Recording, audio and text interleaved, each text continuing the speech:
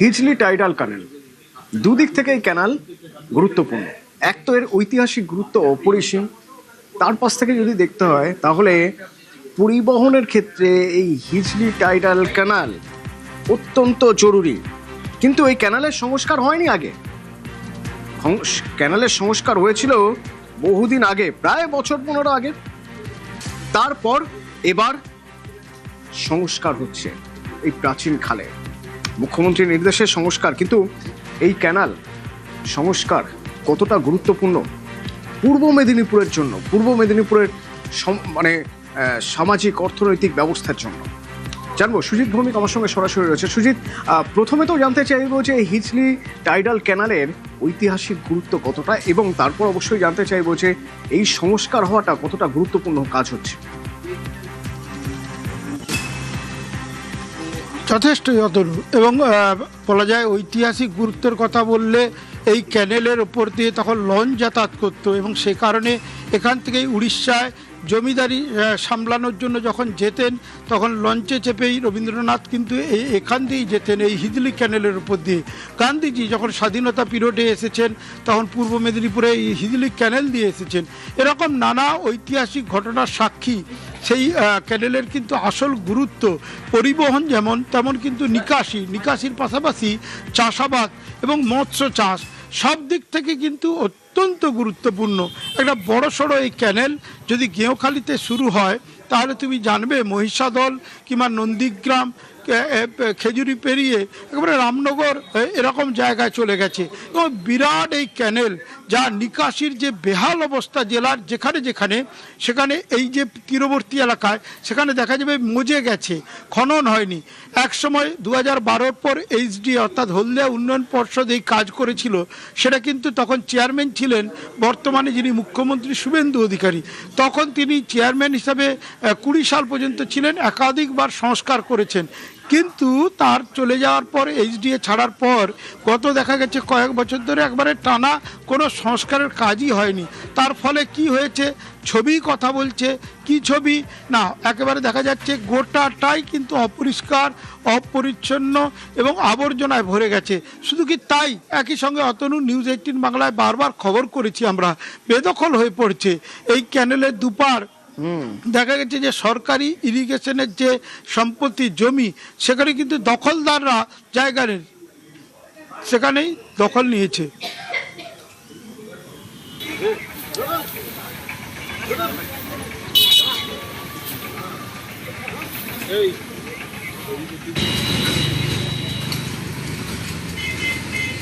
একশো metre with এই ক্যানেলে।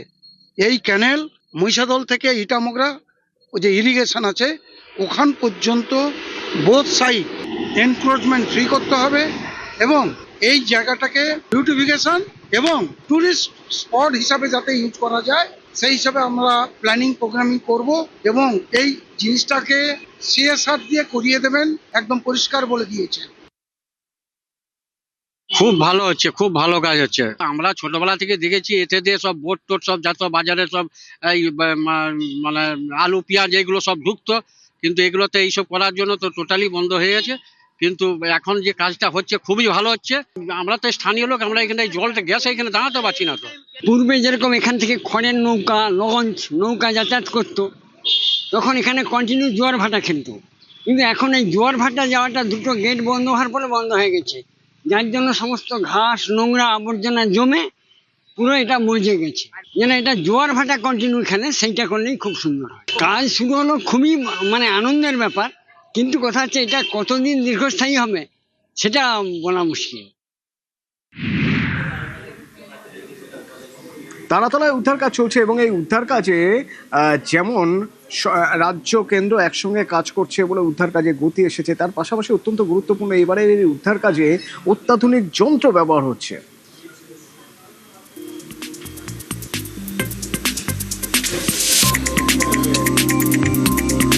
क्या क्या टेक्नोलॉजी आप लोग यूज कर रहे हैं? अभी हमारी ओवरलैप कर रहे हैं हम लाइव विक्टिम डिटेक्टिंग कैमरा से, उसके साथ एकॉस्टिक्स हम यूज़ कर रहे हैं, उसके बाद से विक्टिम लोकेटिंग कैमराज हमारे पास है, हम उसको यूज़ कर रहे हैं। कुछ चूँकि 48 आवर्स हो गया है, कुछ वेपर में स्मेल्स इस तरह से होंगे तो फॉर्मेशंस होते हैं सर्टेन गैस का, उसके हम इक्विपमेंट्स यूज़ कर रहे हैं सो डैट कि हमें कुछ इंडिकेशंस मिले इन सबको, और सी थ्रू रडार्स हम देख रहे हैं उसके मदद से। कोई स्मेलिंग मिल रहा है? हाँ, स्मेल्स तो आ रहे हैं। आ रहा है। তুরস্কের ভূমিকম্পের পর এনডিআরএফ টিম পাঠিয়েছিল সেখানে, নাম দেওয়া হয়েছিল অপারেশন দোস্ত, এবং সেই টিম একটা অসাধ্য সাধন করে ফেলেছিল। প্রায় 100 ঘন্টা ধ্বংসস্তূপের ভিতরে আটকে থাকা একজনকে বাঁচিয়ে এনেছিল এই টিম। সেই তুরস্ক মডেল এই কাজ চলছে তারাতলায়।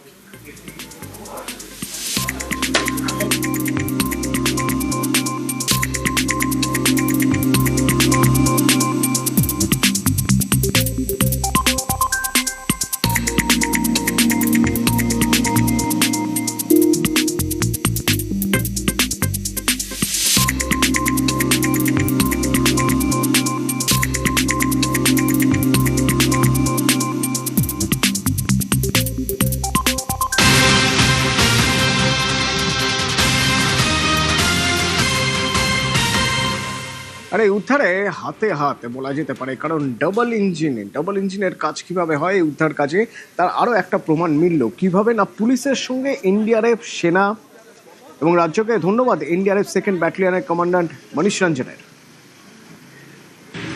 स्टेट की तरफ से बहुत फास्ट रिस्पॉन्स है, बहुत ज़्यादा है, और हर एक मिनट पे मतलब एक्सट्रीम कोऑर्डिनेशंस के साथ हम लोग काम कर रहे हैं, और कि बहुत क्विकली हमारा रिस्पॉन्स उनकी तरफ से भी आ रहा है, जिसके कारण हम इतने बहुमूल्य लाइफ्स को बचा पाए। মনু কুমারের কথা আপনাদের জানিয়েছিলাম কাল। মনু কুমার যিনি সেই আটকে পড়েছিলেন ধ্বংসস্তূপে, ফোনে কথা বলেছিলেন তার এক বন্ধুর সঙ্গে, তারপরে সেই বন্ধু এসে যারা উদ্ধারকারী তাদের সঙ্গে কথা বলেন, বলার পর তারপরে মোবাইলের টাওয়ার ট্র্যাক করে করে করে করে তাকে উদ্ধার করা হয় জীবিত। কিন্তু এই অসাধ্য সাধন, এই ভয়ঙ্কর একটা মিরাকল, সেই মিরাকলের পরে তাকে যখন হাসপাতালে নিয়ে যাওয়া হলো, ট্রমা কেয়ার সেন্টারে দেখা গেল তারপরে আর তিনি চিকিৎসায় সাড়া দিচ্ছেন না, মারা গেছেন মনু কুমার।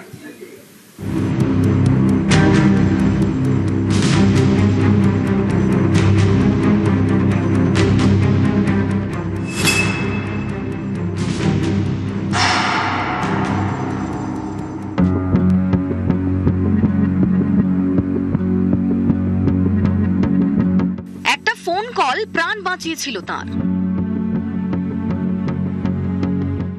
কিন্তু শেষ রক্ষা হলো না। তারাতলার ধ্বংসস্তূপের নিচ থেকে উদ্ধার হওয়ার 24 ঘন্টার মধ্যেই মারা গেলেন বিহারের বাসিন্দা মনু কুমার।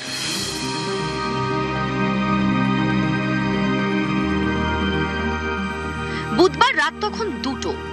তারাতলার দুর্ঘটনাস্থল জুড়ে বিভীষিকার ছবি। ভেতরে আটকে পড়া মানুষের বাঁচার আরতি, বাইরে যুদ্ধকালীন তৎপরতায় উদ্ধার কাজ।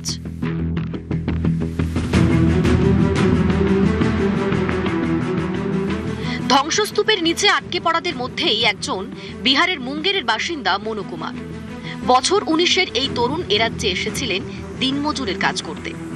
কে জানতো সেটাই তার শেষ আশা হবে। প্রায় 14 ঘন্টা আটকে থাকার পর ধ্বংসস্তূপের নিচ থেকেই এক বন্ধুকে ফোন করেন মনু। ফোনে কাতর আরতি, আমাকে বাঁচাও। মনুর বন্ধু দিনমজুরের কাজ করেন, ঘটনাস্থলের কাছেই থাকেন। ফোন পেয়ে দ্রুত ঘটনাস্থলে আসেন তিনি। মনুর ফোনের কথা বলেন উদ্ধারকারী দলকে। মনু কুমারের মোবাইল ফোনের লোকেশন ট্র্যাক করতে শুরু করে সেনাবাহিনী। লোকেশন ট্র্যাক করে বুধবার ভোর 6টা নাগাদ মনুকে উদ্ধার করা হয়।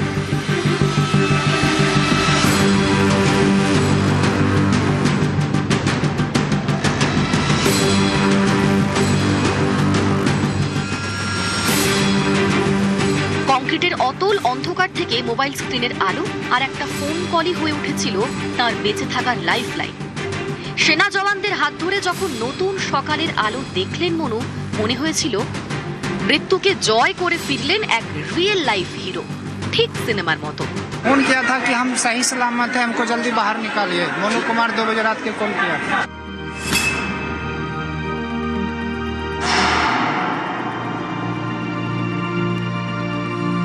উদ্ধারের পর এসএসকেএম এর ট্রমা কেয়ারে তার চিকিৎসা চলছিল, সেখানেই মৃত্যু। উদ্ধার হয়েও শেষ রক্ষা হলো না। নিউজ 18 বাংলা। আর এই তারাতলা বিপর্যয়ের পরে গতকাল একটা নাম চলে এলো, কালীচরণ বন্দ্যোপাধ্যায়। কে না?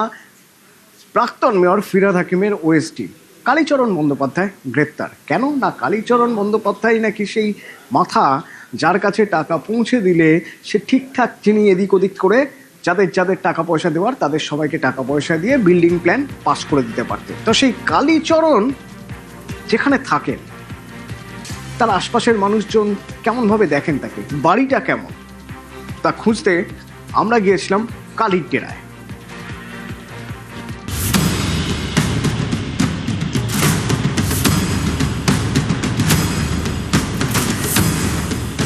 আমি রান্না করি এখানে, কেউ নেই এখানে। না তাহলে চলে আমি একটু কথা বলা যাবে না কালকে? কথা বলা যাবে না, কেন বিরক্ত করছেন? আপনাদের বাড়িতে ফ্যামিলি নেই? না আমরা তো বলছি না, এখান থেকে এক সপ্তাহ আমি তাহলে পুলিশকে ফোন করতে বাধ্য হবে। যে বিরক্ত করতে মিডিয়া আছে আমাদের বাড়ি। যেটা হয়েছে সেটা কি অন্যায় না? একদম চলে যান এখান থেকে, আমি কাজের লোক, আমি কিছু জানি না। আর কে কে আছেন ঘরে? কেউ নেই বাড়িতে, এ বাড়িতে ফ্ল্যাট বাড়িতে থাকে, এখানে কেউ থাকে না। কালকে কখন এসেছিল পুলিশ? আর কথা বললেন না পরিবারের, প্রথমেই যেটা মনে হলো পরিবারের কেউ একজন, তিনি তার পরিচয় সেটা কিন্তু গোপন করতে চাইলেন এবং এই বাড়ি থেকেই অর্থাৎ দিনু মাস্টার লেন এই ফ্ল্যাটেই কিন্তু তিনি ভাড়া থাকতেন। কালীবাবু তার পরিবার নিয়ে, তার মা রয়েছেন, তার স্ত্রী রয়েছে। এখান থেকেই তাকে গ্রেপ্তার করা হয়। কালকে কলকাতা পুলিশ তাকে গ্রেপ্তার করে এবং আমরা যখন বারবার করে কথা বলতে চাই সেখান থেকে ঘরের ভিতর থেকে কেউ একজন কথা বলেন, তিনি কোনো রকম কোনো কথা বলতে চাননি। বাড়ি এখানে তৈরি হচ্ছে, সেই কারণে তার এই আবাসনে তিনি একটি ঘর ভাড়া নিয়ে কয়েকদিন ধরে সেখানে থাকছিলেন এবং সেখান থেকেই তাকে গ্রেপ্তার করা হয় কলকাতা পুলিশের তরফ থেকে। ক্যামেরা রাজু ভুইয়ার সঙ্গে দেবাশিস চক্রবর্তী, নিউজ 18 বাংলা, হাওড়া।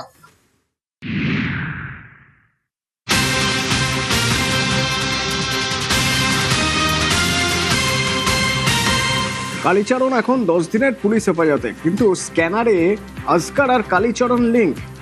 কালীচরণের সাহায্যে ত্রুটিপূর্ণ বিল্ডিং প্ল্যান পাস করিয়েছিল আজকার। তদন্তকারীদের সেরকমই মনে হচ্ছে। আজগারকে গোডাউন তৈরির বরাত দিয়েছিল বেহরা ব্রাদার্স। শম্ভুনাথকে প্ল্যান পাসের আশ্বাস দেন ঠিকাদার আজগার এবং কালীর সবুজ সংকেত পেয়েই নির্মাণের বরাত নিয়েছিলেন আজগার। এই লাইসেন্সটা প্রকিউর করতে কালীচরণ ডাইরেক্টলি ইনভলভ ছিলেন, উনি বের করেছেন। এরকম ঘটনা আরও উনি ঘটিয়েছেন এবং সেটাই আমরা কোর্টকে বলেছি যে ওনার মাথায় কে ছিলেন, কালী যে তার রক্ষাকর্তা কে, কালীর মাথায় কার হাত ছিল, এইটা আমরা কোর্টকে বলেছি। কোর্ট 4 তারিখ অবধি পুলিশ কাস্টডি, যেটা ওনারা ওই সার্টিফিকেটটা দিয়েছিলেন ইনিশিয়ালি যে কাজ করার জন্য, সেই ডকুমেন্টটা সঠিক ছিল না। একটা টিম ওয়ার্ক ছিল, সেই টিম ওয়ার্কে কালীচরণ যেমন আছে এরকম বহু লোক আছে, সেই জিনিসগুলো উনি তৈরি করে দিয়েছিলেন এবং সেটা যদি না হতো তাহলে এই ঘটনাটা হয়তো ঘটতো না। স্যাংশনটা যেটা ছিল সেটা সঠিক স্যাংশন ছিল না। যদি ঠিক এনকোয়ারি করে হতো তাহলে হয়তো স্যাংশনটা টাকার বিনিময়ে স্যাংশনটা পেয়েছে। যদি স্যাংশন না পেতেন তাহলে হয়তো এই ঘটনাটাই ঘটতো না।